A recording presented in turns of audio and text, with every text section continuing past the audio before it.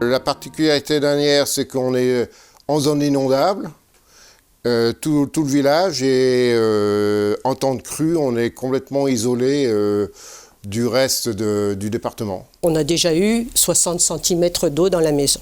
On est arrivé, on nous a dit attention, vous êtes dans une zone inondable, est-ce que ça vous dérange ou pas? On a dit effectivement, il y a très longtemps que c'était pas arrivé, donc on a dit non, on pense qu'on ne sera pas embêté, trop embêté avec ça, puisqu'il y a aussi le canal qui a été créé et qui apparemment joue beaucoup. Oui, alors toute mon électricité, moi, au rez-de-chaussée, les prises, elles sont toutes à 60 cm, 70 cm de haut. J'ai pas de prise au sol. Au début, c'est vrai que je me suis demandé pourquoi. Je me suis dit, c'est étrange, comment il a fait? Pourquoi ils ont fait ça, quoi?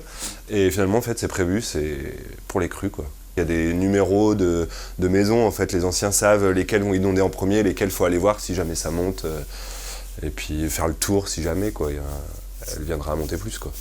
Les jeunes qui viennent habiter à Asnières, généralement, la première question qu'ils font avant d'acheter, ils viennent à la mairie et ils se demandent comment ça se passe les crues. Est-ce qu'on est inondé tous les ans? Est-ce que les maisons sont inondées, etc. Ce que je réponds toujours d'ailleurs, c'est que on habite à Asnières. La dernière crue a eu lieu telle date. Je ne sais pas si cet hiver il y aura une crue ou pas. Il y a moins de crues qu'avant, mais je ne peux pas garantir qu'il n'y aura pas de crue ou qu'il y aura une crue. Il y avait une annonce à Asnières. Ma compagne a vu que c'était zone inondable, du coup elle me dit mais t'es cinglé, on va pas aller habiter en zone inondable. Moi étant originaire du village à côté, je lui dis écoute, j'ai jamais entendu parler de catastrophe, il y a aussi beaucoup moins de crues qu'avant. Voilà, on va visiter la maison, ça coûte rien. Donc on est venu, puis on a eu le coup de cœur pour la maison, et puis voilà, on s'est dit on verra bien ce qui se passera. Moi c'est pareil, je suis originaire de Feillan, donc les crues on connaît, on a déjà fait de la barque, j'ai des parents qui sont maraîchers, qui étaient maraîchers, donc on a déjà fait de la barque sur la Saône quand elle débordait. Ceux qui sont arrivés dernièrement, ils ont vécu la crue de 2018, je dirais même qu'à la rigueur ça les a un peu réconfortés, d'avoir c'était une petite crue, mais ça les a réconfortés parce qu'ils se sont aperçus d'une chose, c'est que réellement leur maison n'est pas inondable. La plus grosse, on a eu quand même 3 crues de suite, décembre 81, décembre 82 et puis juin 83. 3 grosses crues à peu près au même niveau, alors des grosses. Voilà, donc ça, au mois de décembre, quand il faut passer en barque, les jours sont pas longs, il fait tout le temps nuit, il fait pas chaud, des fois ça pleut. Après, quand c'est l'été, comme 2001, c'était au mois de mars, ça faisait beau. Mais en 83, c'était quand même au mois de juin, c'était quand même pas... Il y avait un grand soleil, au maximum de la Saône, il y a toujours un grand soleil. De toute façon, si ça n'arrête pas de pleuvoir, elle monte toujours. Pour qu'elle baisse, il faut que ça arrête de pleuvoir. Je suis arrivée au mois d'août 2002 et en fin d'année, la crue est arrivée. Et puis j'étais toute seule avec ma fille, et puis je me suis dit, oh là là, mais c'est vrai que l'eau arrive, il y en a un petit peu partout, c'est impressionnant quand même. Et au début ça fait un petit peu peur, puisque moi j'avais ramené, la Saône elle monte, on la voit monter, j'avais ramené mes lapins, mes poules. On met les radiateurs plus haut, au niveau de l'électricité, l'enduit extérieur qu'on met à l'intérieur, pour pouvoir nettoyer plus facilement. On est construit sur du sable, donc là, finalement, la maison, si on fait un bon courant d'air, pendant plusieurs jours, elle sèche assez vite. Hein. Quand ça commence à être dramatique, on appelle monsieur le maire pour rehausser tout le matériel et voilà, déménager. On met des parpaings sous les meubles. C'est toute une aventure.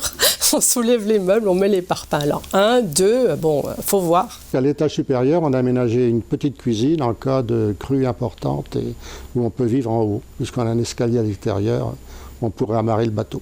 Auparavant, on a laissé nos voitures à Manzia. Avant que la route soit coupée, la mairie nous signale qu'on doit laisser un véhicule en dehors d'Asnières, sur la route de Manzia. Donc on attend les consignes de monsieur le maire, voilà, des conseillers, et puis voilà, on suit l'organisation. Hein. À telle heure vous pouvez partir, à telle heure vous pouvez revenir. Donc on va en Manzia, oui. Donc généralement, partant de Cru, bon, il y a un voyage le matin aux environs de 7h, 7h30 par là. Hein. Ouais, ça dépend les saisons.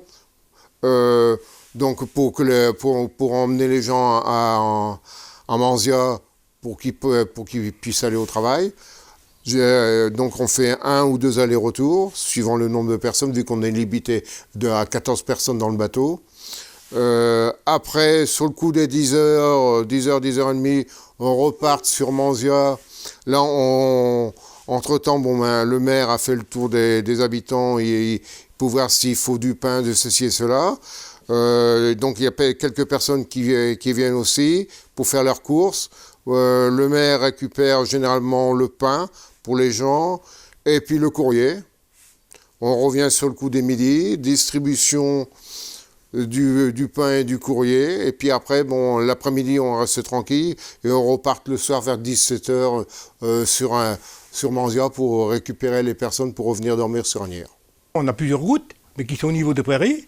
Après, on a une route qui est réélevée, mais quand ça passe sur la digue, ça y est, la route elle est coupée. La bétaillère, on la prend, mais quand l'eau n'est pas très haute sur la route. Voilà, quand on voit encore un peu la route. Voilà, sur la digue, voilà. Mais après, la bétaillère, on arrête et c'est la navette de la mairie. Les contraintes, c'est les routes barrées. Moi, j'étais agriculteur, il fallait charrier le lait en bateau, il fallait faire 3 km en bateau pour emmener le lait. C'est les champs tout inondés. C'est ça les contraintes. Et les jours de vent, qu'on ne peut pas passer, c'est arrivé à rester 2 jours sans pouvoir traverser parce qu'il y avait trop de vent. Alors, il faut avoir des provisions. Quand on traverse toute la prairie qui est inondée, il y a des barbelés, il y a les piquets de tout ce qui est dans la prairie. Et puis c'est vrai qu'il faut bien connaître le trajet et puis faut faire attention quand même. Nos pilotes, ils se basent aussi un peu sur tous les pylônes. Les pylônes donnent un petit peu aussi la direction à suivre. Et puis bon, on a les anciens qui connaissent. Hein, donc c'est souvent qu'il y a un ancien qui est devant nous avec sa barque personnelle. Et puis il monte avec nous et puis on suit. C'est pourquoi il y en a beaucoup qui prennent leurs valises et qui partent pendant la crue. Voilà. Si vous voulez partir, vous avez 1 heure pour partir, c'est maintenant. Sinon après c'est trop tard, vous restez là. Enfin vous restez là. Enfin vous êtes coincé ici. Après c'est vrai qu'il y a la navette, mais bon la navette en bateau c'est pas.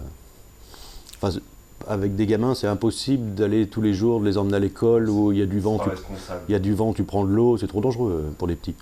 C'était hors de question que la petite prenne la navette, c'est quand même pas hyper sécure. Voilà, on avait une solution, donc voilà, moi je l'ai pris une fois, ouais. J'ai fait un aller-retour le dernier jour. Les pompiers viennent, ils prennent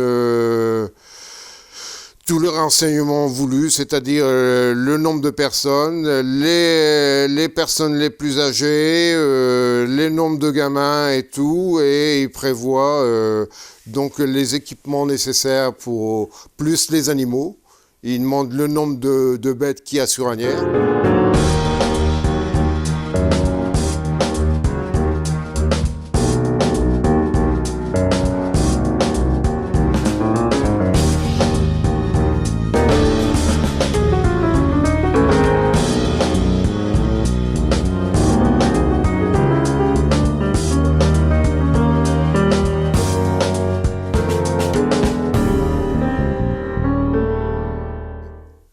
Donc, s'il y a une très grosse crue, la préfecture peut nous obliger à évacuer. Et dans le PPRI, de toute façon, c'est marqué. Donc, certaines personnes quittent Asnières, parce que question horaire de travail ou bien des personnes qui ont peur, ça arrive.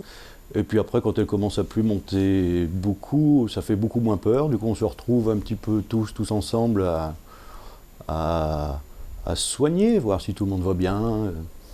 Et il faut dire quand même, c'est qu'on s'est retrouvés à 4-5, on a vécu 4 jours, on leur envoyait des photos, enfin on a fait des barbecues au mois de janvier ensemble, enfin c'était sympa quoi. On a vécu quelque chose, ça a créé des liens quelque part. Puis une autre année, oui, où il y avait une crue qui était aussi, je ne me rappelle plus en quelle année par contre, où c'était marrant, parce que c'était au mois de juin celle-ci, et on cueillait les cerises avec le bateau. Il n'empêche qu'il y a quand même une angoisse de se savoir entouré d'eau et de ne pas pouvoir partir de l'île si on en a besoin. La première fois, c'est un peu impressionnant quand même. Parce que c'est vrai qu'il y a beaucoup d'eau, il peut y avoir du vent, donc ça peut bouger. Il fait pas chaud, il fait froid. Mais ce n'est pas l'inondation catastrophique qui arrive comme ça et qui vous ensevelit tout. Non, rien à voir. Même quand elle monte vite, on a le temps de faire les choses. C'est pas comme en montagne, c'est pas le ruisseau qui déborde subitement. Nous, on a quelques jours, on suit l'évolution et on fait en fonction de la hauteur de l'eau, quoi. Mais ça n'arrive pas d'un seul coup, ça peut mettre une semaine, 15 jours avant qu'on arrive à en avoir dans la maison, on connaît les côtes. On est quand même bien guidé par la mairie qui nous dit les côtes prévisibles pour savoir de combien on doit monter les meubles. De toute façon, on regarde sur Vigicru et puis on commence à avoir l'habitude de voir la Saône, on sait si elle va monter ou pas. On a une digue à bordure de Saône, donc on surveille déjà, voir si l'eau va passer. On regarde les côtes à Besançon, enfin puis dans la Haute-Saône aussi, on regarde les côtes, et ça y est, ce coup-là, on y a droit, quoi. C'est ça. Pour une anecdote, j'ai les voisins à côté qui étaient fermiers. Ils demandaient la pièce qui était un peu plus haute pour mettre leurs animaux, les vaches et puis quelques vaches qu'ils avaient, pour les surmonter un petit peu, quoi. Parce qu'on craint presque plus les petites crues, parce qu'on a eu quand même une série de petites crues au printemps. Une grosse crue, on n'y peut rien. C'est vrai qu'une grosse crue, ça pleut tous les jours. Si c'est l'hiver, une crue l'hiver, donc même sur les céréales, c'est pas forcément foutu. Mais si l'été, c'est tout foutu, de toute façon. On craint plus les crues moyennes qui viennent souvent que les grosses qui viennent une fois tous les 30 ans, quoi. Tous les 30 ans, c'est supportable. Enfin, sur le coup, non, mais enfin, bon, c'est pas pareil, quoi. C'est comme ça, donc si l'eau doit monter, elle monte, et puis si je voulais pas que ça se passe, j'irai habiter ailleurs, quoi. Non, mais dans un ciel, il n'y avait pas le même mode de vie, tout le monde avait 2-3 vaches, c'était différent. L'hiver, ils allaient à la pêche, ils allaient à la chasse au canard, ils vivaient en autarcie, c'était tout à fait différent. Mais ils avaient beaucoup plus de crues, parce que de toute façon, il n'y avait pas de digue. Donc déjà, il y a eu une période, dans les années 30, ils sont restés quand même 100 jours à passer en barque, sans passer par la route. Mais bon, ils vivaient en autarcie, c'était comme ça, quoi. C'est différent, quoi. Le changement climatique, on y pense parce qu'on voit beaucoup de choses à la télé aujourd'hui, mais nous, c'est vrai que même mes parents, ils ont dû connaître des crues en habitant à côté, qui étaient des fois un petit peu plus extraordinaires que d'autres. Donc maintenant, je suis pas sûr que ça peut peut-être arriver plus vite que prévu aujourd'hui, mais je ne sais pas si ça peut monter beaucoup plus que c'est déjà monté auparavant. Oui, c'est vrai que dès qu'il pleut, souvent la Saône, elle monte beaucoup plus vite qu'avant. Ici, on a quand même une qualité de vie, pour moi, que je trouve formidable, du fait d'être au milieu de la prairie, de nulle part, on peut aller se promener, si en 10 ans, comme Franck le dit, il y a une crue, il y a une crue, puis on vivra avec, quoi. Ça fait une bonne occasion que tout le monde se regroupe. Les liens se resserrent. Et ça, c'est très bien. Il faudrait une crue plus souvent, je dirais même. On va pas détourner le fleuve pour être tranquille, parce que ce serait repousser la solution ailleurs, le problème ailleurs.